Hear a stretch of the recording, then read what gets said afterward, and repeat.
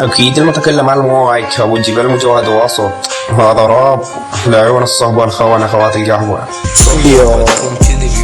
فيني تحس بك رجال طلع لك مكسور غدار تمشي ويا الريح وين ما تدور تنطب صاحبك على مود المصلحة كلامك أبد مو منطقي ما عندك مواقف تسولف فيها غدار طبعك لا تقول كنت مضطر انت واحد عار ما تعرف اصول الصحبة والكبار الرجولة اصول ومواقف وانتحار مو صورة وستور وحكي مال صغار تسرق المواقف وتنسبها لك غدار حتى النجاح ما يريدك كل خطوة تمشيها على كتف غيرك بس من توقع ما تلقى حد يسند ظهرك غدار. اي والله يا وسط البحر بان المعدن الاصيل بس للاسف انت زنجار تحلف كذا بلسانك مكسور الحيل تدعي الرجولة وانت مو عندك دليل. وين الدليل ابن القهوة؟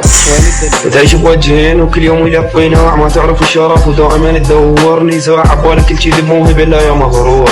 هذا ضعف الرجال واسلوبك مكسور تفشل بكل خطوة وتبرر فشلك واذا احد نصحك قلي تاني فوق الكل بس والله جدي بلا نهاية ومهلة كبرت راسك بالحكي وحقيقتك ضايعة. كافي ملينا من الصحبة وتعبنا هذا الوقت الله شاهد ركضنا كافي شو تسوون بعد بينا كس سخط صحبتك